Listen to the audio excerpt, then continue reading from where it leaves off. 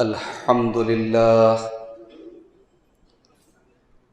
نحمده ونستعينه ونستغفره ونعوذ بالله من شرور أنفسنا ومن سيئات أعمالنا من يهده الله فلا مضل له ومن يضلل فلا هادي له وأشهد أن لا إله إلا الله وحده لا شريك له وأشهد أن محمدًا عبده ورسوله يا أيها الذين آمنوا اتقوا الله حق تقاته ولا تموتن إلا وأنتم مسلمون يا أيها الناس اتقوا ربكم الذي خلقكم من نفس واحدة وخلق منها زوجها وبث منهما رجالا كثيرا ونساء واتقوا الله الذي تساءلون به والأرحام إن الله كان عليكم رقيبا يا أيها الذين آمنوا اتقوا الله وقولوا قولا سديدا يصلح لكم أعمالكم ويغفر لكم ذنوبكم ومن يطع الله ورسوله فقد فاز فوزا عظيما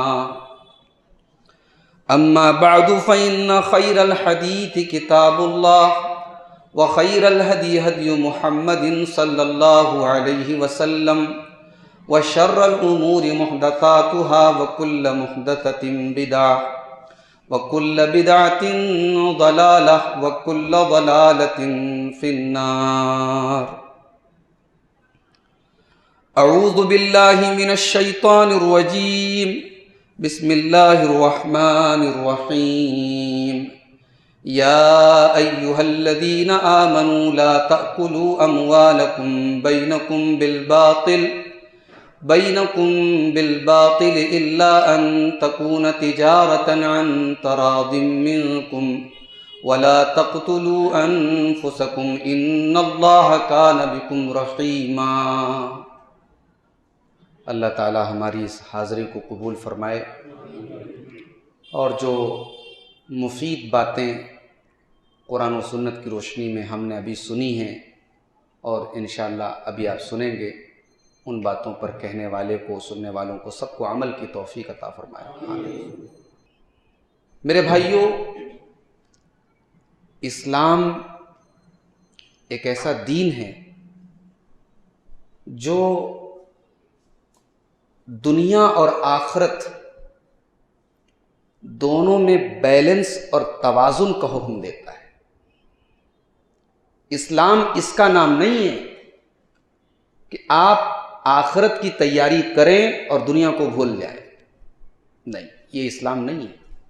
اسلام کی نظر میں اللہ کو راضی کرنے کا مطلب یہ نہیں ہے کہ آپ دنیا سے کنارہ کش ہو جائیں، پہاڑوں پہ چلے جائیں، جنگلوں میں چلے جائیں، نہ بیوی ہے، نہ بچے ہیں، نہ ذمہ داریاں ہیں، نہ کمانا ہے، نہیں، ان تمام ذمہ داریوں کے بیچ میں رہ کر کے آپ اللہ کا حق ادا کریں، آپ آخرت کی تیاری کریں، یہ اسلام ہے۔ اسی لیے اللہ تعالیٰ نے قرآن مجید میں قارون کا ذکر کیا۔ قارون اپنے زمانے کا بہت بڑا پیسے والا آدمی تھا، اتنی دولت تھی اس کے پاس کہ اللہ تعالیٰ کہتا ہے کہ اس کے خزانوں کی کنجیاں بڑے بڑے پہلوان مل کر کے اٹھاتے تھے۔ تو قارون کو اللہ تعالیٰ نے جو نصیحتیں کی ہیں اس میں سے ایک نصیحت یہ بھی تھی، اللہ نے فرمایا وَابْتَغِ فِي مَا آتَاكَ اللَّهُ الدَّارَ الْآخِرَةَ وَلَا تَنْسَ نَصِيبَكَ مِنَ الدُّنْيَا۔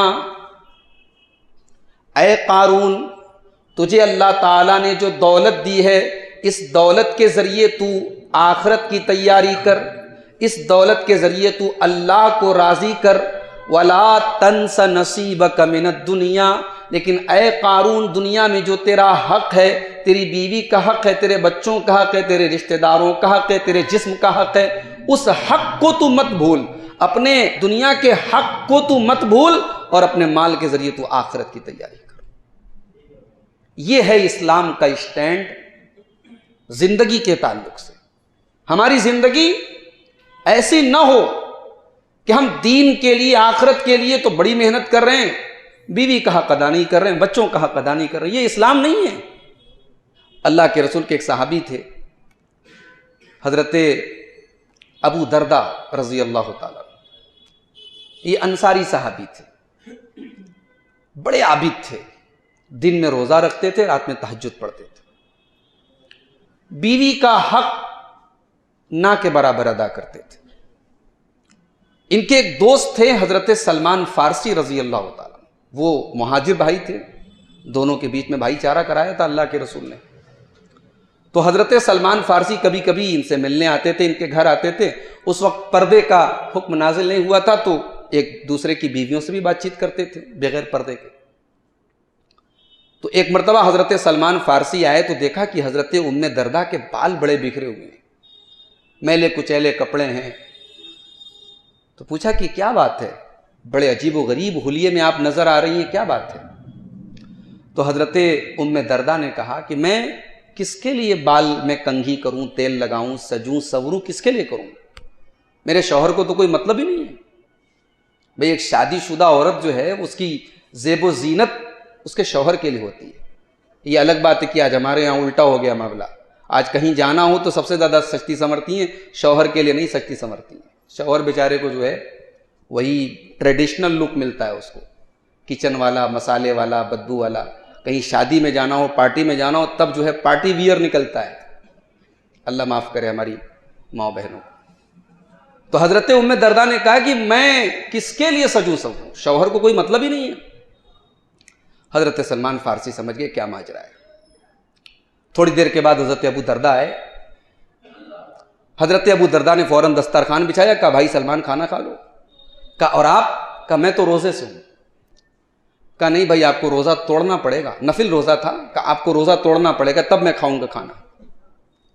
چلو ٹھیک ہے، نفل روزہ ہے، توڑ لیتے ہیں تمہارے لیے۔ روزہ توڑ دیا انہوں نے، ساتھ میں کھانا کھایا۔ پھر رات ہوئی، عشاء کی نماز پڑھی دونوں دوستوں نے مل کر۔ پھر کچھ 1-2 گھنٹے کے بعد حضرت ابو دردہ رضی اللہ تعالیٰ عنہ تہجد کی نماز کے لیے اٹھنے لگے۔ تو حضرت سلمان فارسی نے کہا کہ ابھی تہجد کا ٹائم نہیں ہوا، ابھی آرام کرو۔ پھر آدھی رات ہوئی، پھر حضرت ابو دردہ کھڑے ہوئے۔ حضرت سلمان نے کہا ابھی آرام کرو، ابھی تہجد کا ٹائم نہیں ہے۔ جب رات کا آخری پہر آ گیا، یعنی فجر کی نماز کے مان کے چلیے آپ کے 1.5-2 گھنٹہ پہلے کا جو وقت ہے، اس وقت حضرت سلمان فارسی نے حضرت ابو دردہ سے کہا یہ ہے بیسٹ ٹائم تہجد کا، اب آپ اٹھیں اور ہم دونوں مل کر کے تہجد پڑھیں۔ دونوں ساتھیوں نے تہجد پڑھی، اور تہجد کی نماز جب پڑھ لی تب حضرت سلمان فارسی نے بڑی پیاری بات کہی حضرت ابو دردہ سے۔ کہا اے ابو دردہ، مجھے تمہارے حالات پتہ چلیں، تم دن میں روزہ رکھتے ہو، رات میں تہجد پڑھتے ہو، بال بچوں کا تم حق صحیح طریقے سے ادا نہیں کرتے ہو، یہ اسلام کا طریقہ نہیں ہے، یہ جناب محمد الرسول اللہ کا طریقہ نہیں ہے۔ ان لجسدک علیک حقا، اے ابو دردہ تمہارے بدن کا بھی تمہارے اوپر حق ہے، وَإِنَّ لِعَيْنِكَ عَلَيْكَ حَقًّا، تمہاری آنکھوں کا بھی تمہارے اوپر حق ہے، وَإِنَّ لِزَوْجِكَ عَلَيْكَ حَقًّا، تمہاری بیوی کا بھی تمہارے اوپر حق ہے، وَإِنَّ لِزَوْرِكَ عَلَيْكَ حَقًّا، تمہارے گھر میں کوئی مہمان آ جائے اس مہمان کا بھی تمہارے اوپر حق ہے، وَإِنَّ لِرَبِّكَ عَلَيْكَ حَقًّا، اور ہاں تمہارے رب کا بھی تمہارے اوپر حق ہے۔ سب کو سب کا حق دو، آنکھوں کو ان کا حق دو، جسم کو ان کا حق دو، پڑوسی کو اس کا حق دو، دوستوں کو ان کا حق دو، بیوی کو اس کا حق دو، اللہ کو اس کا حق دو، سارے حقوق کو ادا کرنے کا نام اسلام ہے۔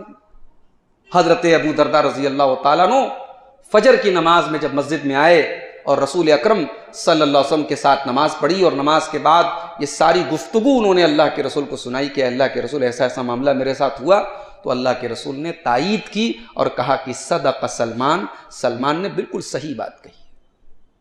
تو اسلام میرے بھائی دنیا میں رہ کر کے دنیا والوں کا حق ادا کرنا اور ساتھ میں آخرت کی تیاری کرنا، یہ اسلام ہے۔ ایک مرتبہ ایسا ہوا دیکھو صحابہ کے اندر، ابھی آپ نے عید میلاد النبی کے موضوع پر تقریر سنی کہ بھئی آج ایک بڑا طبقہ عید میلاد النبی منا رہا ہے اور نہ منانے والوں کو گستاخ سمجھ رہا ہے، اور یہ سمجھ رہا ہے کہ بھئی یہ رسول سے اتنی محبت نہیں کرتے۔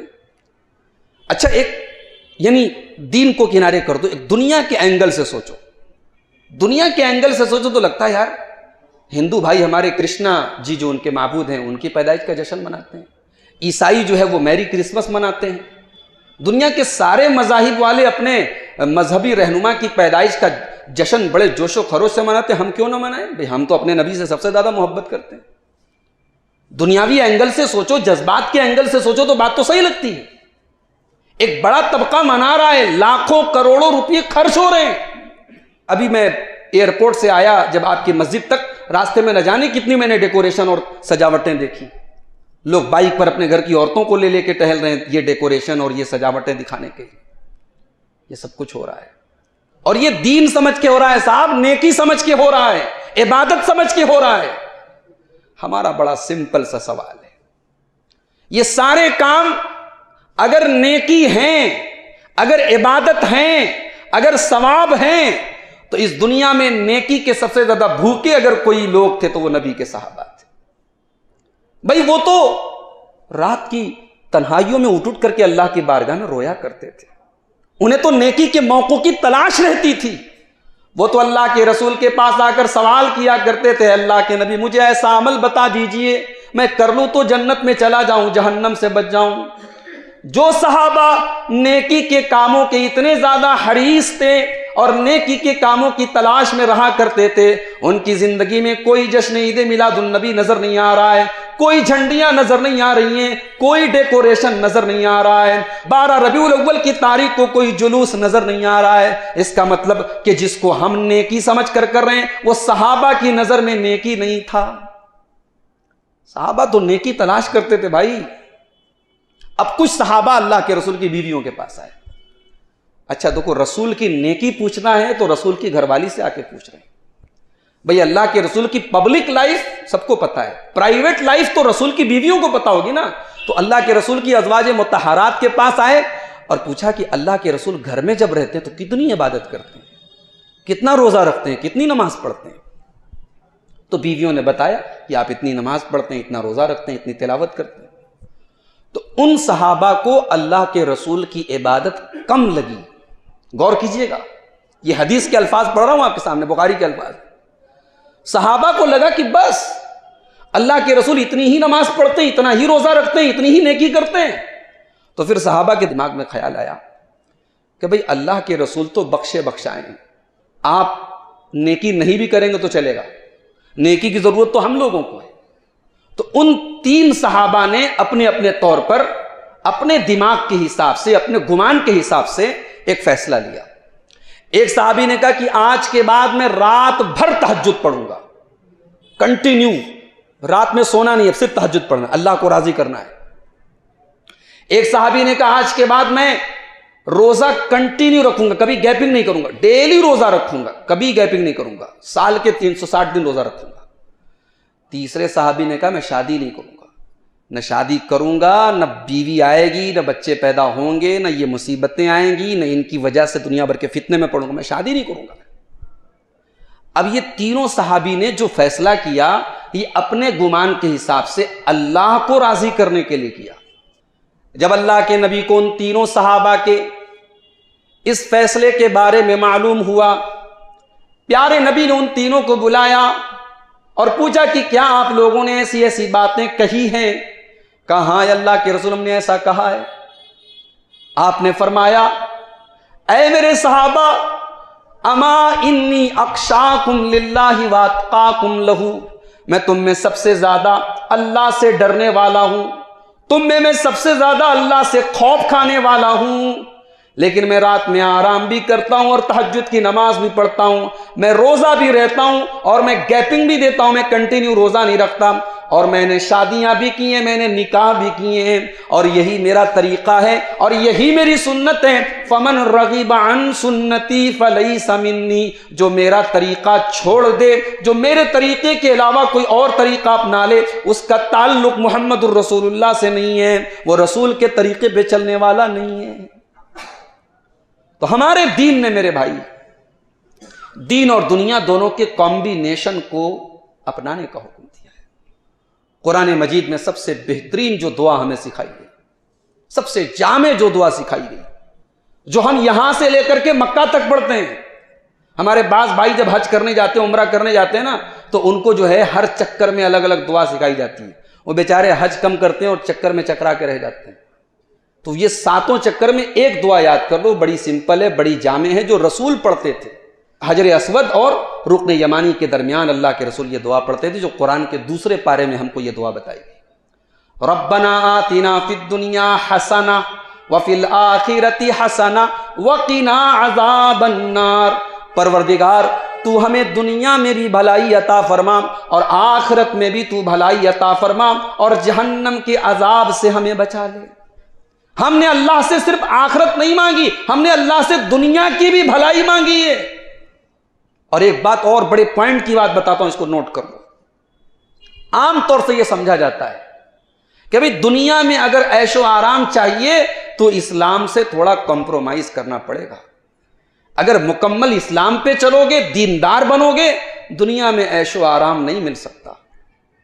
میرے پیارے بھائیوں, میں یہ گارنٹی تو نہیں دے سکتا کہ آپ مکمل دیندار بن جائیں گے تو بمبئی میں فلیٹ آپ کو ملے گا کہ نہیں ملے گا, آپ کا بنگلہ بمبئی کے کسی پوش علاقے میں بنے گا کہ نہیں بنے گا. میں اس بات کی گارنٹی تو نہیں دے سکتا کہ آپ کے گھر میں اے سی لگے گا کہ نہیں لگے گا. میں اس بات کی بھی گارنٹی نہیں دے سکتا کہ آپ کو بہترین قسم کے کھانے ملیں گے یا نہیں ملیں گے. مگر ایک بات کی گارنٹی میں دے رہا ہوں, اگر آپ دیندار بن جائیں گے, اگر آپ اللہ اور اس کے رسول کے طریقے پر چلنے والے بن جائیں گے, آپ کے گھر میں سکون آ جائے گا, آپ کے گھر میں چین آ جائے گا, آپ کے گھر میں برکت آ جائے گی. اور یہ میں نہیں کہہ رہا ہوں, یہ رب کا قرآن کہہ رہا ہے, من عمل صالحا من ذکر او انثى وهو مؤمن فلنحيينه حیاتا طیبہ. میرے بندو, میری بندیوں, مردوں اور عورتوں دونوں کا نام لے کر کے فرمایا گیا کہ تم نیکی کے کام کرو گے, تم ایمان والے بن جاؤ گے, چاہے تم مرد ہو چاہے تم عورت ہو. اگر تم ایمان والے بن جاؤ گے, اگر تم نیکی کرنے والے بن جاؤ گے, ہم آخرت میں جو دیں گے وہ دیں گے. ہم دنیا کی زندگی کو بھی خوشگوار بنا دیں گے, ہم بہترین زندگی تم کو عطا فرمائیں گے, خوشگوار زندگی تم کو عطا فرمائیں گے, تمہیں چین کی زندگی ملے گی, تمہیں سکون کی زندگی ملے گی. دین پر چلنے والا کبھی خودکشی نہیں کر سکتا, دین پر چلنے والا کبھی بھکاری نہیں بن سکتا, دین پر چلنے والا کبھی کسی سے مانگ کر نہیں کھا سکتا. قرآن و حدیث ہمیں آخرت کے ساتھ ساتھ دنیا میں بھی عزت کی زندگی گزارنے کی تعلیم دیتے ہیں میرے بھائی. اور اسلام کی انہی تعلیمات میں سے ایک تعلیم یہ بھی ہے کہ ہم تجارت کریں, ہم بزنس کریں, ہم کاروبار کریں. جب کاروبار کا نمبر آتا ہے ہمارے ماتھے پہ بل پڑ جاتے ہیں, نہیں صاحب کاروبار ہمیں اپنے حساب سے کرنے دو. مولوی صاحب اس ممبر کا استعمال آپ نماز کا طریقہ بتانے کے لیے کیجئے, ہم کو یہ بتائیے ہمیں ہاتھ کہاں باندھنا ہے نماز میں, یہ چلے گا. آپ ہم کو یہ بتائیے آمین زور سے کہنی ہے کہ دھیرے سے کہنی ہے, یہ آپ ہم کو ممبر سے بتائیے. یہ مت بتائیے کہ بزنس کیسے کرنا ہے. بزنس ہم ویسے کریں گے جیسے ہم کرتے چلے آئیں گے. ہم مسجد میں پکے مسلمان ہیں, بزنس کے معاملے میں پکے بزنس مین ہیں. کیوں بھائی, کیا یہ بزنس اسلام کے باہر کی کوئی چیز ہے؟ کیا اسلام نے اس کو اپنے دائرے سے باہر رکھا ہے؟ نہیں, اسلام کے اندر بزنس کی اتنی اہمیت ہے کہ اگر یہ بزنس نہ ہوتا, یہ تجارت نہ ہوتی, تو شاید ہم اور آپ آج مسلمان نہ ہوتے.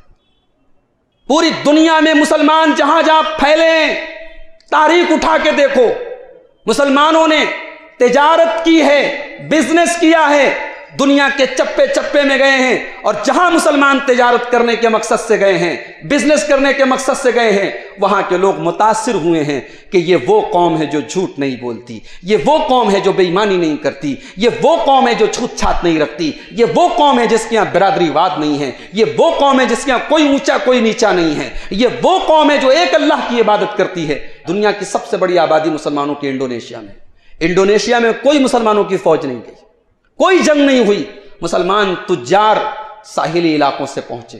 آپ کے ہندوستان کے کیرلا میں ایک بڑی تعداد میں مسلمان ہیں، کوئی اسلامی فوج وہاں نہیں پہنچی، سمندری راستے سے عرب سے تجار آتے تھے، بزنس مین آتے تھے، ان کی تجارت، ان کے لین دین کی ٹرانسپیرنسی، ان کے اخلاق، ان کا کیریکٹر، ان کا کردار، یہ اسلام کی تبلیغ کا سب سے بڑا ذریعہ بنے ہیں میرے پیارے بھائیو ہندوستان۔ تو تجارت، اس کو آپ کبھی یہ مت سمجھیے کہ اسلام کے باہر کی چیز ہے۔ تجارت تو وہ چیز ہے جس نے ہر دور میں اسلام کی بنیادوں کو مضبوط کیا ہے۔ پوری دنیا میں یہ کروڑوں مسجدیں، یہ دینی ادارے، یہ تمام دنیا بھر کے نیکی کے اور فلاح کے جو کام چل رہے ہیں، ان کی بنیاد تجارت پر ہے۔ دنیا کے بڑے بڑے بزنس مین اور تجارت کرنے والے اپنے عطیات، اپنی زکوٰۃ، اپنے صدقات، اپنے خیرات، اپنے تعاون کے ذریعے ان اداروں کو چلا رہے ہیں۔ اور یہ سلسلہ کوئی آج 2021 کا نہیں ہے، یہ سلسلہ جناب محمد الرسول اللہ صلی اللہ علیہ وسلم کے دور سے چلا آ رہا ہے۔ اللہ کے نبی مدینہ پہنچے، مدینہ کے لوگ پہلے ہی غریب ہیں، کھیتی باڑی کرنے والے کسان لوگ ہیں، مکہ سے لوگ چلے آ رہے ہیں مدینہ کے اندر۔ دنیا کا اصول ہے جب کسی علاقے میں دوسرے علاقے کے لوگ آ جائیں گے تو وہاں کی معیشت پر اثر پڑے گا، وہاں کی ارتھ ویوستھا پر اثر پڑے گا، وہاں کی اکانومی کے اوپر اثر پڑے گا۔ مدینہ کے لوگوں نے کتنے بڑے کلیجے کا کام کیا ہے، مکہ کے مہاجروں کے لیے اپنے دل کے دروازے کھول دیے ہیں۔ آؤ ہم تمہیں اپنا گھر بھی دے رہے ہیں، اپنے بزنس میں پارٹنر بھی بنا رہے ہیں، اپنی کھیتی باڑی میں، اپنے مکان میں ہم تم کو پارٹنر بھی بنا رہے ہیں۔ مگر مکہ کے مہاجروں نے بھکاری بن کر کے رہنا قبول نہ کیا، دوسروں کے احسان پر رہ کر کے پلنا قبول نہ کیا۔ مکہ کے مہاجروں نے بڑی تعداد میں مدینہ پہنچ کر کے بزنس کرنا شروع کیا۔ اور آپ کو ایک بڑی تعجب کی بات بتاؤں، جب مسلمان مدینہ پہنچے، مدینہ کا پورا مارکیٹ یہودیوں کے کنٹرول میں تھا۔ وہاں کے دو بڑے مارکیٹ تھے، دو بڑے مارکیٹ تھے، ایک مارکیٹ کے نام تھا بنو قینوقا اور ایک مارکیٹ تھا بنو قریظہ کا۔ دونوں یہودیوں کی مارکیٹ تھی، یہودی پوری مارکیٹ کے اوپر حاوی تھے۔ جب صحابہ مدینہ میں پہنچے، ایک صحابی تھے عبد الرحمن ابن عوف، ان کا بھائی چارہ اللہ کے پیارے نبی نے حضرت سعد ابن ربیع کے ساتھ کرایا۔ سعد ابن ربیع نے جو الفاظ استعمال کیے ہیں، بخاری کے اندر وہ الفاظ دیکھے جا سکتے ہیں۔ کہا کہ عبد الرحمن ابن عوف، اے میرے بھائی، یہ میرا مال ہے، یہ میرے کھجوروں کے باغات ہیں، اے میرے بھائی، کوئی رشتہ تیرے ساتھ میرا خون کا نہیں ہے، بس ایک رشتہ ہے کہ جناب محمد الرسول اللہ صلی اللہ علیہ وسلم نے آپ کو میرا بھائی قرار دے دیا ہے۔ اس رشتے کے ذریعے میں آپ کو آفر کر رہا ہوں کہ میرا یہ باغ آدھا آپ لے لیں، میری پراپرٹی آدھی آپ لے لیں، میرا مکان آدھا آپ لے لیں، میں بٹوارہ کرنے کو تیار ہوں۔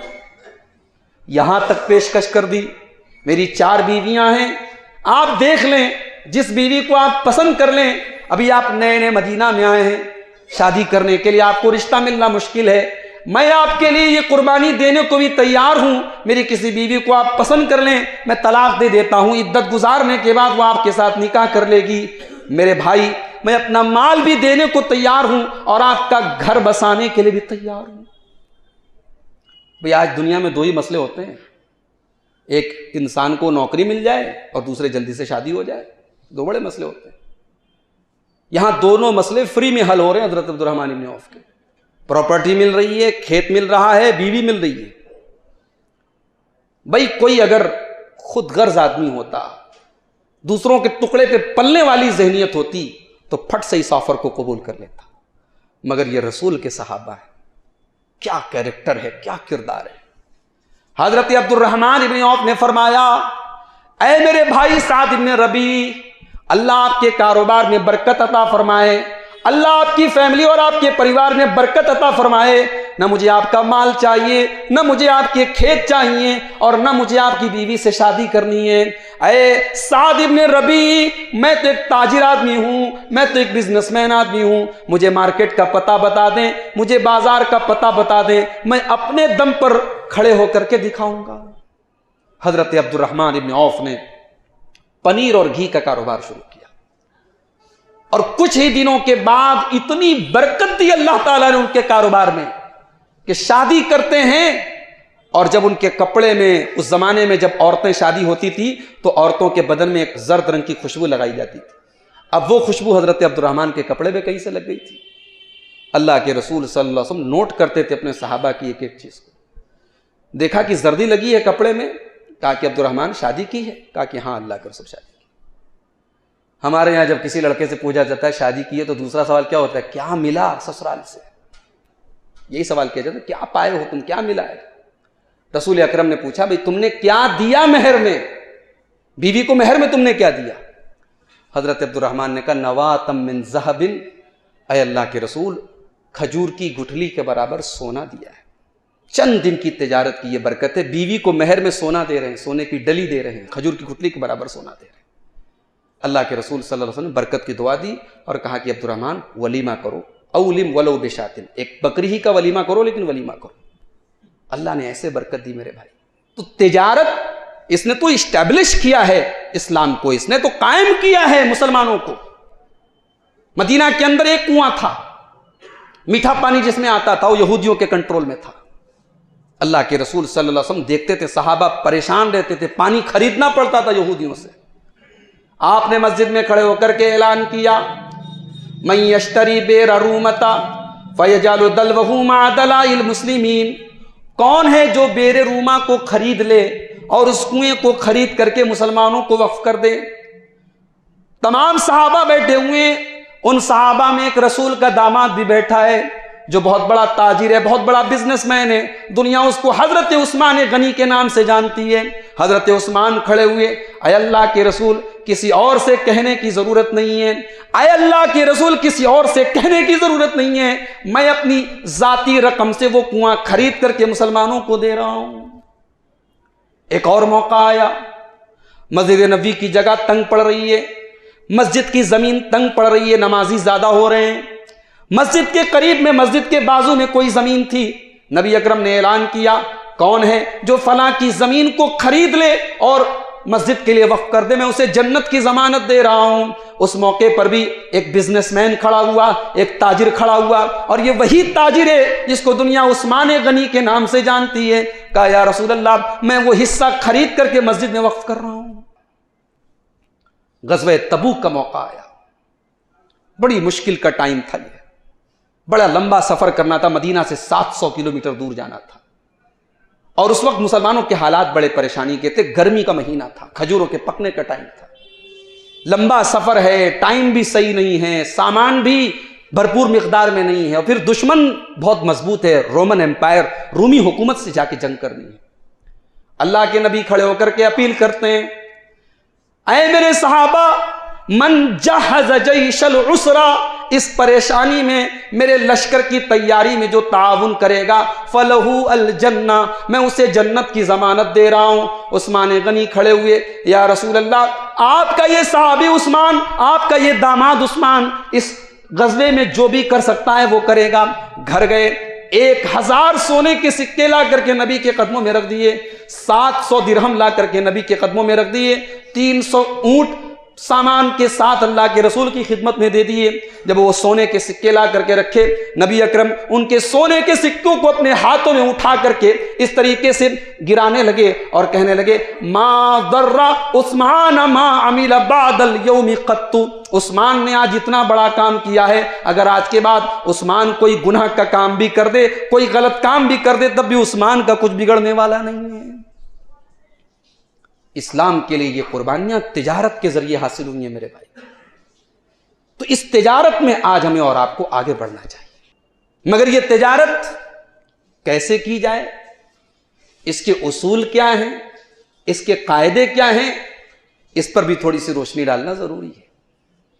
میں نے آپ کے سامنے سورہ نساء کی 29 نمبر کی آیت پڑھی ہے، اللہ تعالیٰ نے اس میں اہل ایمان کو تجارت کرنے کا حکم دیا ہے۔ اللہ نے فرمایا یا ایھا الذین آمنوا لا تأکلوا اموالکم بینکم بالباطل، اے ایمان والو ایک دوسرے کا مال تم ناجائز طریقے سے نہ کھاؤ، سود کے ذریعے نہ کھاؤ، چوری کے ذریعے نہ کھاؤ، بے ایمانی کے ذریعے نہ کھاؤ، ڈکیتی کے ذریعے نہ کھاؤ، جوا اور سٹے بازی کے ذریعے نہ کھاؤ، حرام طریقے سے ایک دوسرے کا مال نہ کھاؤ، الا ان تکون تجارتا عن تراض منکم، ہاں تم آپس کی سہمتی سے، تم میوچول کنسنٹ سے، تم آپسی رضامندی سے تم تجارت اگر کرنا چاہو تو اسلام کے اندر تجارت حلال ہے، بزنس حلال ہے، کاروبار حلال ہے، تم جتنا چاہے اتنا لمبا چوڑا کاروبار تم قائم کر سکتے ہو آپس کی رضامندی سے۔ آج لوگ کہتے ہیں ہر تو فائدے کی چیز تو اسلام میں حرام ہے، جوا حرام ہے، سود حرام ہے، سٹا حرام ہے۔ یہ کتنی غلط بات ہے، کتنی بے بنیاد بات ہے اگر آدمی یہ کہتا ہے کہ اسلام میں ہر فائدے کی چیز حرام ہے۔ بھائی اسلام تو وہ دین ہے جس نے حلال کی کوئی لمٹ نہیں رکھی۔ اللہ تعالیٰ نے قرآن میں کہیں پر بھی حلال کی لسٹ نہیں بتائی، حرام کی لسٹ بتائی ہے۔ حلال کا جب نمبر آیا تو اللہ نے کیا کہا؟ کلوا من طیبات ما رزقناکم، جتنی پاک چیزیں ہیں، حلال چیزیں کھاؤ، تم کھا سکتے ہو۔ حرام کی لسٹ بتائی گئی، مردار مت کھاؤ، سور مت کھاؤ، غیر اللہ کا نام جس پر لیا جائے اس کو مت کھاؤ، حرام کی لسٹ بتائی گئی۔ پورے قرآن میں کہیں حلال کی لسٹ نہیں بتائی گئی۔ اور آج کا مسلمان، اس کا ایمان اتنا کمزور ہے، وہ کہہ دیتا ہے کہ بھئی اسلام میں تو ساری فائدے کی چیزیں حرام ہیں، انشورنس کراؤ حرام ہے، سود نہیں لے سکتے، جوا نہیں کھیل سکتے، سٹے بازی میں پیسہ نہیں لگا سکتے۔ بھئی یہ ہمیں اور آپ کو لگ رہا ہے فائدہ ہے، یہ فائدہ نہیں ہے، یہ بہت بڑا نقصان ہے۔ کیا نقصان ہے اس کا؟ اللہ نے یہاں جب تجارت کا حکم دیا تو آگے اللہ نے ایک عجیب بات کہی، فرمایا الا ان تکون تجارتا عن تراض منکم، مسلمانوں تم ایک دوسرے کا مال ناجائز طریقے سے نہ کھاؤ، ہاں تم بزنس کرنا چاہو تو کر سکتے ہو آپس کی رضامندی سے۔ ولا تقتلوا انفسکم، اور اے مسلمانوں تم حرام کاروبار کر کے اور ناجائز بزنس کر کے اپنے آپ کو قتل نہ کرو، تم سماج کی ہتیا نہ کرو، اجتماعی خودکشی نہ کرو۔ جس سماج میں جوا کا رواج ہو جائے، جس سماج میں سٹے بازی کا رواج ہو جائے، جس سماج میں سود خوری کا رواج ہو جائے، جو سماج حرام خور ہو جائے، اس سماج کی موت ہو جاتی ہے۔ یہ سماج کی خودکشی ہے۔ ایک ہوتی ہے انفرادی خودکشی، فلاں نے خودکشی کر لی، فلاں نے خودکشی کر لی، لیکن حرام کمائی کے ذریعے پورے سماج کی موت ہو جاتی ہے، سماج سے ایمان رخصت ہو جاتا ہے، سماج کی برکت چلی جاتی ہے، سماج سے خیر چلا جاتا ہے۔ اسی لیے اللہ نے حرام کمائی سے جب بچنے کا حکم دیا تو آگے فرمایا کہ وَلَا تَقْتُلُوا أَنفُسَكُمْ، اپنے آپ کو حرام کھا کر کے قتل مت کرو۔ آج آدمی چاہتا ہے راتوں رات امیر بن جاؤ، آدمی ٹائم نہیں لگانا چاہتا ہے۔ بھئی بزنس کریں گے حلال طریقے سے تو ٹائم تو لگے گا، لیکن آپ یہ چاہیں کہ ہم نے آج پیسہ لگایا اور کل ہم کروڑ پتی بن جائیں، پرسوں ارب پتی بن جائیں، اسپیڈ میں کام ہو، تو ظاہر ہے کہ اسپیڈ کے لیے تو پھر تو شیطان والا راستہ اپنانا پڑے گا۔ اور آج یہی ہو رہا ہے، خاص طور سے لاک ڈاؤن کے اس مشکل پیریڈ کے بعد جب حالات تھوڑے بہتر ہوئے ہیں، مارکیٹ تھوڑے کھلے ہیں، ہمارے کئی مسلمان بھائی ہیں جو بزنس اور کاروبار کی دنیا میں ہیں، ان کی نظر میں بس ایک چیز ہے، ہمیں پیسہ کمانا ہے۔ سال بھر ہم بیٹھ کر کے ہم نے کھایا ہے، کوئی کاروبار نہیں تھا، کوئی بزنس نہیں تھا، اب بزنس شروع ہوا ہے، اب جو جی چاہے اس چیز کا بزنس کرو، جیسے جی چاہے ویسے بزنس کرو۔ نہیں میرے بھائی، اگر ہم نے ایسی سوچ بنا لی ہے، ہمیں اپنی سوچ کی اصلاح کی ضرورت ہے۔ ہمارے بچے بھوکے تڑپیں، ہمارے گھر میں ایک وقت کھانا بنے اور ایک وقت نہ بنے، یہ بہتر ہے اس بات سے کہ ہمارے گھر میں مرغ مسلم کھایا جائے اور وہ حرام کمائی کا ہے۔ ہمارے بچے عیش و آرام سے رہیں، ہماری بیویاں اے سی میں رہیں، ہمارے بچے مہنگے اور قیمتی کپڑے پہنے لیکن وہ حرام کمائی کے ہوں۔ اس سے بہتر ہے کہ ہمارے بچے پیون لگے کپڑے پہنے لیکن وہ حلال کمائی کے ہوں۔ اللہ کے پیارے حبیب جناب محمد الرسول اللہ صلی اللہ علیہ وسلم نے فرمایا کہ جس گوشت کی پرورش حرام کمائی سے کی جائے، جس بدن کی پرورش حرام کمائی سے کی جائے، فالنار اولا بہی، وہ بدن جہنم کا حقدار ہے، وہ جسم جہنم کا حقدار ہے۔ آج پوری دنیا میں ہم ذلیل ہیں، پوری دنیا میں ہم خوار ہیں۔ 1 سال سے اوپر ہو گئے ہماری مسجدیں بند تھیں، اللہ کے گھر خانے کعبہ کا طواف بند تھا، ہم نے یہ سارے حالات دیکھے، ہم دعا کرتے رہے، تڑپتے رہے، گڑ گڑاتے رہے، ہماری دعائیں قبول نہیں ہوئی، ہماری دعائیں قبول نہیں ہوئی، تہجد پڑھنے والوں کی تہجد قبول نہیں ہوئی، آنسو گرانے والوں کی آنسو قبول نہیں ہوئے۔ کیوں؟ جواب یہ ہے ہماری کمائی حرام ہے، ہمارا کاروبار حرام ہے، ہمارا بزنس کرنے کا طریقہ شریعت کے خلاف ہے۔ اللہ کے پیارے نبی فرماتے ہیں ایک آدمی لمبا سفر کر کے آتا ہے، اشعثو سفر کر کے آتا ہے، اس کے بال بالکل میلے کچیلے ہو جاتے ہیں، اغبرو اس کے کپڑے بالکل گرد و غبار سے اٹ جاتے ہیں، یمد یدیہ وہ اپنے ہاتھوں کو اٹھا کر کے اللہ سے دعا کرتا ہے۔ بھئی سفر میں آدمی دعا کرتا ہے تو جلدی قبول ہوتی ہے، اور دعا کرنے کے ٹائم اگر بندے کی جو حالت ہو وہ بیچارگی والی حالت ہو، اللہ کے سامنے آدمی فقیر بن کے مانگے، بیچارہ بن کے مانگے، جیسے بچے اپنی ماں سے تڑپ تڑپ کے مانگتے ویسے مانگے تو اللہ ایسی دعا کو قبول کرتا ہے۔ تو بندہ تڑپ تڑپ کے مانگ رہا ہے، ہاتھ اٹھا کے مانگ رہا ہے، سفر کر کے بھی آیا ہے، کپڑے بھی میلے کچیلے ہیں، یعنی قبولیت کے سارے اسباب اس کے اندر موجود ہیں، لیکن اللہ کے پیارے حبیب فرماتے ہیں وَمَطْعَمُهُ حرام وَمَشْرَبُهُ حرام وَمَلْبَسُهُ حرام وَغُذِّيَ بِالْحرام، کھانا حرام کمائی کا، پانی حرام کمائی کا، لباس حرام کمائی کا، پرورش حرام کمائی کی، تو لاکھ وہ ہاتھ اٹھا کے دعا کرے، لاکھ وہ لمبا سفر کر کے آئے، لاکھ اس کے چہرے پر پراگندگی اور اس کے بال پراگندہ ہیں، انا یستجاب لذالک، اے میرے صحابہ ایسے آدمی کی دعا کہاں سے قبول ہوگی؟ تو بھائیو یہ بزنس کو اسلام سے الگ مت کرو، یہ بزنس اسلام کا ایک حصہ ہے۔ حضرت عمر فاروق مارکیٹ میں جاتے تھے، ہاتھوں میں کوڑا لیے رہتے تھے، اور جس کو دیکھتے تھے شریعت کے خلاف بزنس کرے اس کو کوڑا مارتے تھے، اور کہتے تھے لا یبع فی سوقنا الا من قد تفقہ فی الدین، ہمارے مارکیٹ میں بزنس وہ کرے، ہمارے بازار میں تجارت وہ کرے جس کو دین کی جانکاری ہو، جس کو حلال و حرام کا پتہ ہو، جس کو پتہ ہو کون سا بزنس جائز ہے کون سا بزنس ناجائز ہے، جس کو پتہ ہو کون سی چیز حلال ہے کون سی چیز حرام ہے، جس کو حلال اور حرام کی جانکاری نہ ہو وہ ہماری مارکیٹ میں بزنس نہ کرے۔ ہم یہ سمجھتے ہیں مسجد میں بیٹھ کر کے ہم نماز کی بات کریں تو عبادت ہے، ہم روزے کی بات کریں تو عبادت ہے، ہم حج کی بات کریں تو عبادت ہے۔ جی نہیں، حضرت امام عطا بہت بڑے تابعی ہیں، وہ کہتے ہیں مجالس الذکری، ذکر کی مجلس کیا ہے آؤ میں بتاؤں، مجالس الحلال والحرام، جس مجلس میں بتایا جائے کہ حلال کیا ہے حرام کیا ہے، کیا خریدا جائے کیا بیچا جائے، کیا کھایا جائے کیا نہ کھایا جائے، نماز کا طریقہ بتایا جائے، روزے کا طریقہ بتایا جائے، دین کے احکام بتائے جائیں، وہ مجلس ذکر کی مجلس ہے۔ تو یہ پہلا اصول یاد رکھیں میرے بھائی، تجارت کرنے آپ نکلے ہیں حلال و حرام کی جانکاری حاصل کیجیے، اور جب حلال و حرام کی جانکاری آپ حاصل کریں تو ذرا اس حدیث کو بھی ہمیشہ اپنے سامنے رکھیے گا۔ پیارے نبی صلی اللہ علیہ وسلم نے فرمایا الحلال بین والحرام بین وبینہما امور مشتبہات، حلال بالکل کلیئر ہے، حرام بالکل کلیئر ہے، اور حلال اور حرام کے بیچ میں کچھ چیزیں ایسی ہیں جس کے اندر شک ہے، ڈاؤٹ ہے کہ پتہ نہیں حلال ہے کہ حرام ہے۔ تو جس چیز کے بارے میں یہ پتہ نہ ہو، جس چیز کے بارے میں ڈاؤٹ ہو، تو کیا کیا جائے؟ ہمارے یہاں پہلے وہ کام کر لیتے ہیں، اس کے بعد مولوی صاحب سے پوچھتے ہیں مولوی صاحب یہ بزنس کرنا، اس کمپنی کو جوائن کرنا، ایسا کام کرنا صحیح ہے کہ نہیں ہے؟ جوائن کرنے کے بعد مولوی سے پوچھتے ہیں، وہ کام شروع کرنے کے بعد عالم سے پوچھتے ہیں، اور اگر عالم نے یہ کہہ دیا حرام ہے تو پھر سوچتے ہیں یار یہ عالم اپنے مطلب کریں، چلو دوسرے عالم سے پوچھتے ہیں، 10 علماء سے پوچھے شاید کسی ایک عالم کی بات اپنے فیور میں نکل جائے۔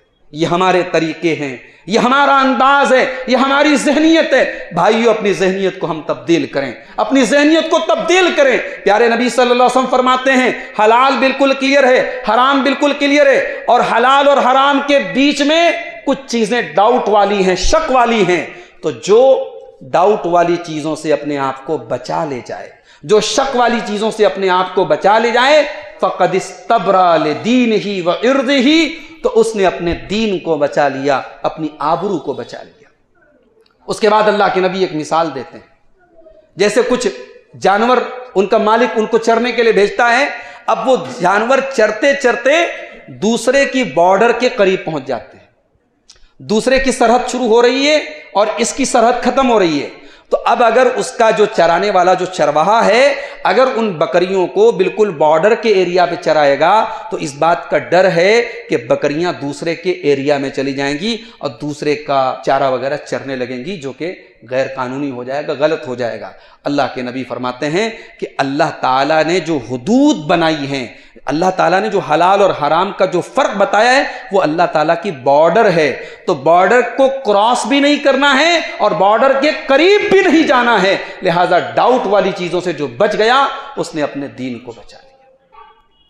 تجارت کا ایک اصول یہ بھی یاد رکھے میرے بھائی کہ تجارت میں اسلام کی نظر میں آپس کی رضامندی ہونا ضروری ہے، خریدنے والے کو مجبور نہ کیا جائے، بیچنے والے کو مجبور نہ کیا، دونوں میوچول کنسنٹ سے، آپس کی رضامندی سے، کوئی جبر نہ ہو، کوئی زبردستی نہ ہو، آپس کی رضامندی سے ایک سامان ہے، ایک چیز ہے، بیچنے والے نے قیمت بتائی، خریدنے والے نے اس قیمت پر رضامندی کا اظہار کیا، سامان کا سودا ہو گیا۔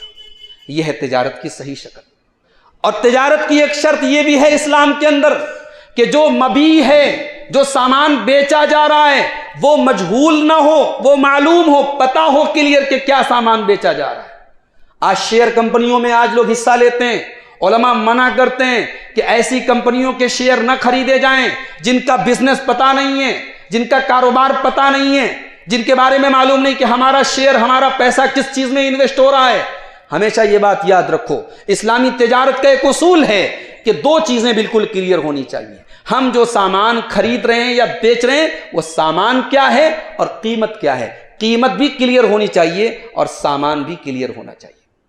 اسی طریقے سے اسلامی شریعت کا ایک اصول یہ بھی ہے کہ جو سامان ابھی ہماری ملکیت میں نہیں ہے، ابھی مارکیٹ میں ہے، ابھی دکان پر ہے، ہم پہلے سے سودا کر لیں، ہاں بھائی فلاں مال ہے، اگر آپ کو چاہیے ہم 100 روپے میں آپ کو دے دیں گے، سامان ابھی ہمارے پاس نہیں، ہم اس کے مالک نہیں ہیں، حرام ہے۔ اللہ کے رسول صلی اللہ علیہ وسلم نے منع کیا ہے، لا تبع ما لیس عندک، جو چیز تمہاری ملکیت میں نہیں ہے، جس کے تم ابھی مالک نہیں ہو، اس سامان کو بیچنے کا تمہیں رائٹ نہیں ہے۔ شریعت میں بزنس کی تعریف یہی ہے، بزنس کی ڈیفینیشن یہی ہے کہ ایک چیز جو میری ملکیت ہے میں اس کو قیمت کے بدلے دوسرے کو ٹرانسفر کر رہا ہوں، دیٹ از کالڈ بیع، دیٹ از کالڈ تجارت، دیٹ از کالڈ ٹرانزیکشن، اس کا نام کاروبار ہے، اس کا نام تجارت ہے۔ ایک چیز میری ہے، میں اس کا مالک ہوں، میں ایک قیمت طے کر لیتا ہوں اور اس قیمت کے ذریعے میں آپ کو وہ سامان بیچ دیتا ہوں۔ اسی طریقے سے تجارت کی ایک شرط یہ بھی ہے، اس میں دھوکہ نہ ہو۔ سامان ہے، اگر سامان ڈیفیکٹو ہے تو خریدنے والے کو خریدنے کے بعد پتا چلے ڈیفیکٹو ہے، یہ بات صحیح نہیں ہے، اس کو پہلے سے پتا ہونا چاہیے کہ ہاں یہ چیز ڈیفیکٹو ہے۔ ایک چیز ڈیفیکٹو ہے اور آپ اس کو فریش کہہ کر کے بیچ رہے ہیں، یہ حرام ہے، یہ حرام ہے، یہ غلط ہے، یہ دھوکہ ہے۔ اگر آپ نے ڈیفیکٹو کو فریش کہہ کر کے سامنے والے کو بیچ دیا، 4 پیسے کما لیے، لیکن اس آدمی نے جب اپنے مال کو چیک کیا مال ڈیفیکٹو نکلا، آئندہ ساری زندگی وہ آپ سے بزنس نہیں کرے گا۔ آپ نے چند پیسوں کے لیے اپنی زندگی بھر کا وشواس اور ٹرسٹ اور بھروسہ کھو دیا۔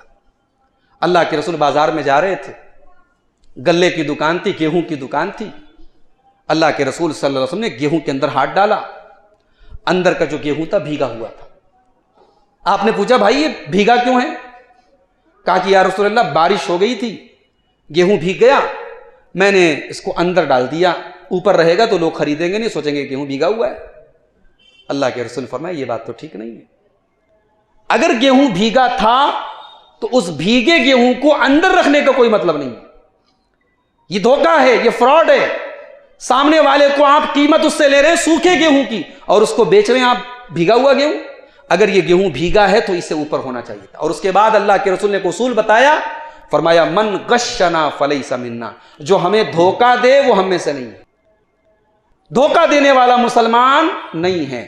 تو اسلامی تجارت کا یہ اصول یاد رکھیں کہ آپ کی تجارت میں غرر نہ ہو، دھوکہ نہ ہو، فراڈ نہ ہو۔ اسی طریقے سے جتنی چیزیں حرام ہیں ان کا کاروبار بھی حرام ہے. اگر ہم گٹکھا کو حرام سمجھتے ہیں تو گٹکھا بیچنا بھی حرام ہے. اگر شراب کو حرام مانتے ہیں تو شراب کا بیچنا بھی حرام ہے. پیارے نبی صلی اللہ علیہ وسلم فرماتے ہیں, ابو داؤد کی روایت ہے, کہ اللہ تبارک و تعالیٰ جس چیز کے کھانے کو ہمارے اوپر حرام کر دے, حرم ثمنہ, اس کی قیمت بھی حرام ہوتی ہے. شراب حرام ہے تو شراب کا بزنس بھی حرام ہے. اگر گانا بجانا حرام ہے تو گانے بجانے کے انسٹرومنٹس بھی حرام ہے. اگر تصویر حرام ہے تو تصویر کی تجارت بھی حرام ہے. جو چیز حرام ہے اسلام کی نظر میں اس کا بزنس کرنا بھی حرام ہے. آج کتنے مسلمان ہیں موبائل پر ننگی تصویریں اور فلمیں وہ لوڈ کرتے ہیں اپنی دکانوں پر بیٹھ کر کے. کمپیوٹر ہے, لیپ ٹاپ لگائے, لوڈ کر رہے ہیں, دے رہے ہیں. 4 پیسے تو مل گئے آپ کو, لیکن وہ 4 پیسے کس قیمت پر ملے آپ کو؟ سماج میں بے حیائی پھیلانے کی قیمت پر ملے ہیں. اور اللہ تعالیٰ قرآن میں اعلان کرتا ہے, ان الذین یحبون ان تشیع الفاحشۃ فی الذین آمنوا لہم عذاب علیم فی الدنیا والآخرہ. جو لوگ مسلمانوں کے درمیان بے حیائی کو پھیلاتے ہیں وہ یاد رکھیں آخرت میں جو عذاب ملے گا, دنیا میں بھی دردناک عذاب ملے گا. میرے بھائی, وہ 4 پیسے کما کے بھی ہماری زندگی سے چین چلا جائے, ہمارے گھر سے سکون چلا جائے, خیر و برکت چلی جائے, ایسے پیسے کس کام کے؟ ایسے پیسے کو لات مار دینی چاہیے. تو تجارت کا یہ اصول بھی یاد رکھیں کہ حرام چیزوں کی تجارت آپ نہیں کر سکتے. آپ جو کام کر رہے ہیں وہ کام حلال ہے, وہ تجارت حلال ہے, مگر حرام کو سپورٹ کر رہے ہیں آپ, حرام کو فروغ دے رہے ہیں, حرام کی پبلسٹی میں آپ حصہ لے رہے ہیں, وہ بھی حرام ہے. سورہ مائدہ میں اللہ تعالیٰ نے اصول بتایا, تعاونوا علی البر والتقوی ولا تعاونوا علی الاثم والعدوان. مسلمانوں, نیکی اور تقوی کے کاموں میں ایک دوسرے کی مدد کرو, اور گناہ کے کام میں اور ظلم کے کام میں خبردار ایک دوسرے کی مدد مت کرو. ہم جب بھی بزنس کریں, تجارت کریں, ہم سوچیں کہیں ایسا تو نہیں ہم کسی گناہ کے کام میں فروغ میں حصہ لے رہے ہیں, کسی گناہ کے سپورٹ میں ہم حصہ لے رہے ہیں. اگر سپورٹ کر رہے ہیں ہم توبہ کریں, باز آئیں اور اس گناہ سے ہم بچ جائیں. آج میرے پاس ایسے نوجوانوں کے بھی فون آتے ہیں, شیخ ہمیں بینک میں جاب مل رہی ہے, شیخ ہمیں انشورنس کمپنی میں جاب مل رہی ہے, اچھا پیکج ہے. یہ وہ نوجوان مسئلہ پوچھ رہا ہے جس نے لاک ڈاؤن کے پچھلے 1.5 سال میں بے روزگاری کے ایام گزارے ہیں, جس کے گھر میں نہ جانے کتنی ضرورتیں رہی ہوں گی, مگر ہماری ضرورتیں, ہمارے حالات حلال کو حرام نہیں کر سکتے. میرے بھائی, میں نے جب یہ جواب دیا کہ بھائی انشورنس حرام ہے, بھائی بینک میں جاب کرنا حرام ہے کیونکہ اس کی بنیاد انٹرسٹ پر ہے, تو کچھ ایسے بھی نوجوان ملے جنہوں نے کہا شیخ جزاک اللہ خیر, بس اتنا پوچھنا تھا. یعنی ان کو بس اتنا جان لینا کافی تھا, ہاں یہ چیز حرام ہے, نہیں کرنا ہے مجھے, اللہ اس کا بدل ہمیں دے گا. بعض ایسے بھی نوجوان ملے, جب ان کو ہم نے بتایا یہ چیز حرام ہے, انہوں نے کٹ حجتی بھی کی, بحث بھی کی, اپنے حالات بھی دکھائے. لیکن میرے بھائی, حالات جتنے بھی برے ہوں, قرآن کریم میں اللہ تعالیٰ نے مردار کو, سور کے گوشت کو حرام قرار دیا, لیکن اس کو بھی اللہ تعالیٰ نے کب جائز قرار دیا؟ فَمَنِ اضْطُرَّ فِي مَخْمَصَةٍ غَيْرَ مُتَجَانِفٍ لِإِثْمٍ. اللہ نے فرمایا جب اتنی بھوک لگی ہو کہ اب اگر وہ مردار نہیں کھایا تو مر جائے گا, بھوک سے تڑپ رہا ہے, سامنے مردار کا گوشت پڑا ہے, اگر وہ نہیں کھائے گا تو مر جائے گا. اللہ نے کہا بس اپنی جان بچانے کی حد تک کھا سکتے ہو. یہ بزنس اور کاروبار اور یہ حرام نوکریاں, یہ حرام جاب, یہ اس مجبوری کے حالات نہیں ہیں میرے بھائی کہ ہم اس کو جائز قرار دیں. جو چیز شریعت کی نظر میں حرام ہے وہ حرام ہی رہے گی.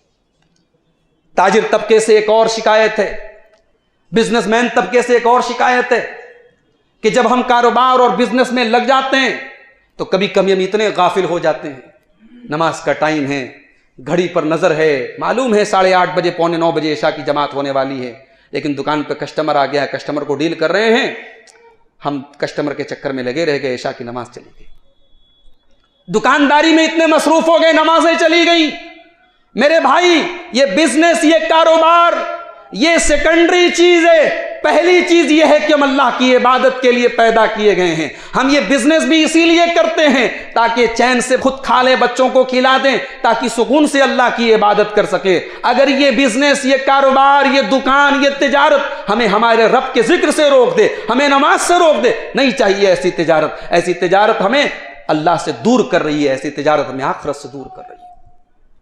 اسی لیے اللہ تعالیٰ نے سورہ منافقون کے اندر فرمایا یا ایھا الذین آمنوا لا تلہکم اموالکم ولا اولادکم عن ذکر اللہ، اے ایمان والو تمہارا مال اور تمہارے بچے تم کو اللہ کے ذکر سے غافل نہ کر دیں۔ مال کے چکر میں تم اتنے غافل نہ ہو جاؤ کہ اللہ کو بھول جاؤ، اور اولاد کے چکر میں تم اتنے بزی نہ ہو جاؤ کہ اللہ کو بھول جاؤ۔ اللہ کے نیک بندے وہ ہوتے ہیں جو تجارت بھی کرتے ہیں، بزنس بھی کرتے ہیں، مگر حی علی الصلاۃ کی آواز آتے ہی سارا بزنس اسٹاپ ہو جاتا ہے۔ سعودی عرب میں نے دیکھا، 2017 میں جانے کا موقع ملا، عصر کی نماز کا ٹائم تھا، میں مسجد نبوی سے تھوڑی دور پر ایک نقاب کی دکان پہ گیا تھا، گھر والوں نے کچھ نقاب کی فرمائش کی تھی، نقاب میں نے پسند بھی کر لیا، اور اتنے میں عصر کی اذان ہونے لگی۔ دکاندار نے فوراً کاؤنٹر بند کیا، دکان بند کر دی، کہا صاحب آپ نماز کے بعد آئیے۔ میں نے کہا بھائی سامان طے ہو چکا ہے، قیمت لے لو، آپ پھٹ سے مجھے دے دو۔ کہا نہیں آپ نماز کے بعد آ جائیں۔ یعنی یہ دیکھیں آپ کی، اس کو یہ بھی تو ڈر ہو سکتا تھا کہ ہو سکتا ہے یہ مجھ سے نقاب نہ لے کے کسی اور دکان پہ چلا جائے، میرا یہ منافع چھوٹ جائے، میرا یہ سودا کینسل ہو جائے، مگر یہ ماحول میں نے دیکھا اللہ یہ ماحول ہر جگہ قائم کرتے۔ اللہ تعالیٰ نے اپنے نیک بندوں کی صفت سورہ نور کے اندر بیان کی، جب مسجدوں کا اللہ تعالیٰ نے ذکر کیا۔ آج ہم مسجدیں بڑی شاندار بنواتے ہیں، ہماری مسجدیں ماشاءاللہ بڑی شاندار ہیں، خاص طور سے بمبئی میں بعض مساجد بڑی شاندار ہیں۔ اللہ نے مسجدیں کون سی شاندار ہیں، اللہ نے ان مسجدوں کا ذکر کیا، فرمایا فی بیوت اذن اللہ ان ترفع، یہ مسجدیں اللہ کا گھر ہیں، اللہ نے حکم دیا ان مسجدوں کو بلند کیا جائے۔ یسبح لہ فیہا بالغدو والآصال، مسجدوں کے اندر صبح شام اللہ تعالیٰ کی تسبیح ہونی چاہیے، اللہ کا ذکر ہونا چاہیے۔ صبح شام مسجد کے اندر اللہ کی تسبیح کون لوگ بیان کرتے ہیں؟ فرمایا رجال لا تلہیہم تجارت ولا بیع عن ذکر اللہ، میرے وہ بندے جن کو ان کی تجارت اور ان کا کاروبار اللہ کے ذکر سے نہیں روکتا ہے، نماز سے نہیں روکتا ہے۔ ہماری تجارت ہم کو اللہ کے ذکر سے نہ روکے، نماز سے نہ روکے۔ بھائی یہ تجارت دنیا کی ہے، اس تجارت میں گھاٹا بھی ہوتا ہے، فائدہ بھی ہوتا ہے، لیکن ایک اور تجارت ہم اور آپ کر رہے ہیں، وہ کون سی تجارت ہے؟ اللہ نے فرمایا وہ ہے آخرت کی تجارت۔ جو لوگ نماز کی پابندی کرتے، جو قرآن کی تلاوت کرتے ہیں، جو اللہ کی راہ میں خرچ کرتے ہیں، اللہ نے کہا یہ لوگ ایسی تجارت کرتے ہیں جس میں گھاٹا نہیں ہے۔ یرجون تجارت لن تبور، میرے نیک بندے، میرے نمازی بندے وہ ہوتے ہیں جو ایسا بزنس کرتے ہیں جس میں کبھی گھاٹا نہیں ہوتا۔ تو بھائی وہ بزنس کرے نا جس میں کبھی گھاٹا نہیں ہوتا۔ اس بزنس کے چکر میں ہم اس بزنس کو کیوں گنوا دیں، اس تجارت کو کیوں گنوا دیں؟ اللہ نے فرمایا یا ایھا الذین آمنوا هل ادلکم علی تجارت تنجیکم من عذاب علیم، اے ایمان والو کیا میں تم کو وہ تجارت نہ بتا دوں جو تجارت تم کو گھاٹے سے نہیں بچائے گی، سب سے بڑے گھاٹے سے بچائے گی، جو جہنم کے عذاب سے بچائے گی۔ تؤمنون باللہ ورسولہ وتجاہدون فی سبیل اللہ باموالکم وانفسکم، اور وہ تجارت یہ ہے کہ تم اللہ کے اوپر ایمان رکھتے ہو، اس کے رسول کے اوپر ایمان رکھتے ہو، اور اللہ کی راہ میں اپنے جان اور مال کی قربانی پیش کرتے ہو۔ تو بھائیو تجارت میں ہم اتنے بزی نہ ہو جائیں کہ ہم نماز سے غافل ہو جائیں۔ تجارت میں کبھی کبھی ایسا بھی ہوتا ہے، ایک کسٹمر آپ کی دکان پہ آیا، اس نے کہا جناب یہ سامان مجھ کو اتنی کوالٹی کا چاہیے۔ اب آپ جان رہے ہیں کہ وہ کوالٹی کا سامان آپ کے پاس نہیں ہے، آپ کے پاس اس سے لو کوالٹی کا سامان ہے۔ آپ یہ بھی کہہ سکتے ہیں کہ بھائی دیکھو یہ سامان تو میرے پاس نہیں ہے، میرے پاس دوسرا ہے جو اس سے کمزور کوالٹی کا ہے، اگر آپ کی مرضی ہو، اگر آپ کو پسند ہو میں وہ مال آپ کو دکھا دیتا ہوں۔ لیکن ہوتا کیا ہے کہ ہم کو پتا ہے کہ کسٹمر جو مال لینے آیا ہے وہ کوالٹی ہمارے پاس نہیں ہے، لیکن ہمیں اپنا مال بیچنا ہے، تو ہم اپنے گھٹیا کوالٹی کے مال کو اعلیٰ پیش کرتے ہیں، جھوٹ بولتے ہیں اس کسٹمر سے، اور اس کو جو کوالٹی کا مال چاہیے وہ نہ ہونے کے باوجود وہ مال ہم اس کو دیتے ہیں، اور بعد میں جب اس کے اوپر حقیقت کھلتی ہے وہ ہم سے بدگمان ہو جاتا ہے۔ میرے پیارے بھائی، جب ایک کسٹمر آپ کی دکان پر آیا، اس نے آپ سے پوچھا کہ مجھ کو یہ مال چاہیے، تو اس نے ابھی آپ سے سامان خریدا نہیں ہے، اس نے آپ سے مشورہ مانگا ہے۔ اب جب مشورہ کوئی مسلمان مانگے تو اللہ کے رسول کی حدیث ہے المستشار مؤتمن، کہ مشورہ جس سے مانگا جائے اس کو ہمیشہ ایمانداری سے اور امانت سے کام لینا۔ مشورہ ایک امانت ہے۔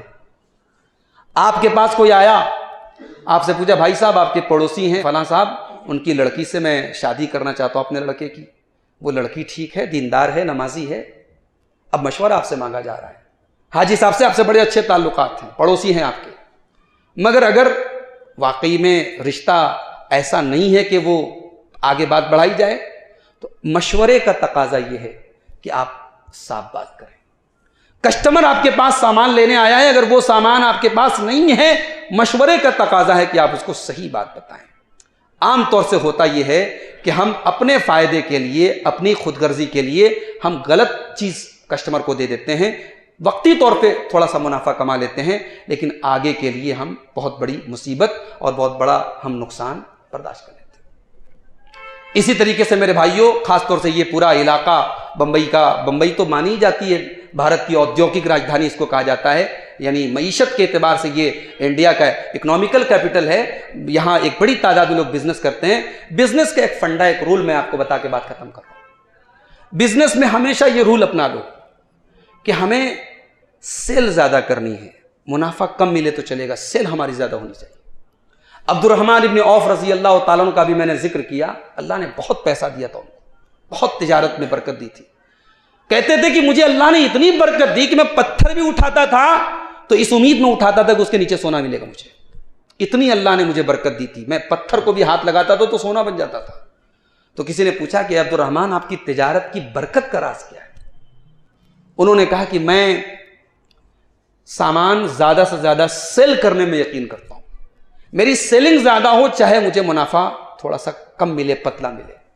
پتلا اور کم منافع کما کر کے زیادہ سیل کرنے والے آج بھی آپ اگر پورے ورلڈ لیول پر بھی آپ تجارت میں دیکھیں وہ کامیاب ہیں، اور جو ایک رات میں امیر بننا چاہتے ہیں اور بڑا منافع کمانا چاہتے ہیں ان کی تجارت آگے چل کر کے کہیں نہ کہیں دھکا کھا جاتی ہے اور وہ گر جاتے ہیں۔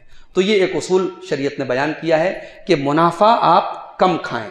اسی لیے یہ حکومتیں، شریعت نے تو طے نہیں کیا ہے کہ کسی سامان کی کیا قیمت ہو، ایک بزنس مین اپنے سامان کی قیمت طے کرنے میں آزاد ہے، اختیار ہے، مگر حکومتوں کو، یہ علماء نے لکھا ہے کہ حکومتوں کو چاہیے کہ جہاں وہ یہ دیکھیں کہ سامان کی قیمت زیادہ لگائی جا رہی ہے، عوام پر ظلم ہو رہا ہے، تو وہاں قیمتوں کو، جو مہنگائی بڑھتی ہے کیسے بڑھتی ہے، حکومتیں جب کنٹرول نہیں کرتی ہیں اور کسی چیز کی کالا بازاری ہونے لگتی ہے اور اس کو لوگ سرمایہ بنا کر کے پھر اکٹھے بڑی قیمت میں بیچتے ہیں، جمع خوری ہوتی ہے، وہ اسی لیے ہوتی ہے حکومتیں کنٹرول نہیں کرتی ہیں قیمتوں کو۔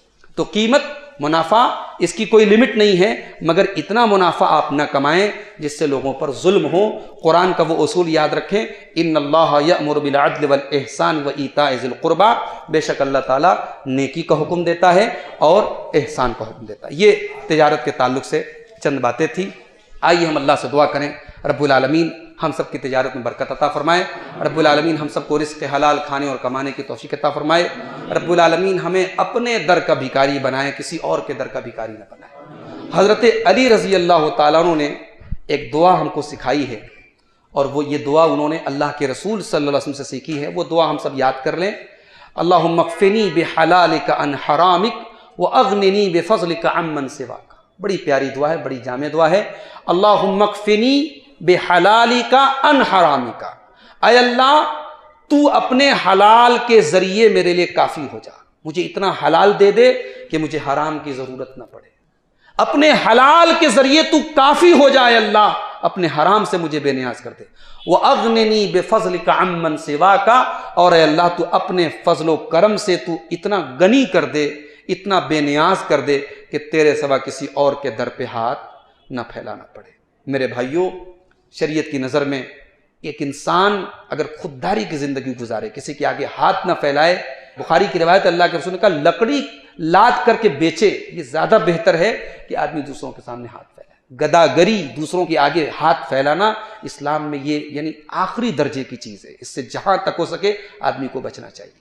تو اللہ تعالیٰ سے یہ دعا ہم اس کو یاد بھی کر لیں، یہ آپ کو موبائل وغیرہ پہ انٹرنیٹ پہ بھی مل جائے گی یہ دعا، اللہم اکفنی بحلالک عن حرامک واغننی بفضلک عمن سواک۔ حضرت علی کہتے ہیں کہ اگر پہاڑ کے برابر بھی قرضہ ہوگا تو اللہ تعالیٰ اس کی ادائیگی کی صورت انشاءاللہ پیدا کرے گا۔ تو اگر قرض سے پریشان ہے، کاروبار سے پریشان ہے، تو اس دعا کو ہم کثرت سے پڑھا کریں۔ اللہ تعالیٰ ہم سب کو اپنے فضل و کرم سے بے نیاز کر دے، حلال کی توفیق دے، حرام سے بچائے۔ اللہ ہماری نیکیوں میں اخلاص پیدا فرمائے۔ لاک ڈاؤن کے بڑے مشکل پیریڈ سے ہم کیسے نکلے ہیں، اور ابھی آگے کے حالات بھی واضح نہیں ہیں کہ کیا ہوگا اس ملک میں۔ اللہ تعالیٰ ہمارے ملک کی حفاظت فرمائے، خاص طور سے ہمارے اس شہر کی حفاظت کرے۔ اللہ ہمارے کاروبار اور ہماری روزی روٹی میں برکت عطا فرمائے۔ اللہ ہم میں سے جو لوگ بے نمازی ہیں ان کو نمازی بنا دے، ہماری ماں بہنوں کو بھی اللہ تعالیٰ دیندار بنا دے، جو بیمار ہیں اللہ ان کو شفاء کامل عاجل عطا فرمائے، جو اہل ایمان اللہ کو پیارے ہو گئے اللہ ان کی مغفرت فرمائے۔ اللہ تعالیٰ ہم سب کو دنیا میں جب تک زندہ رکھے اسلام پر زندہ رکھے، اور خاتمہ ہم سب کا ایمان پر ہو، آمین۔ وآخر دعوانا ان الحمد للہ رب العالمین، والسلام علیکم ورحمۃ اللہ وبرکاتہ۔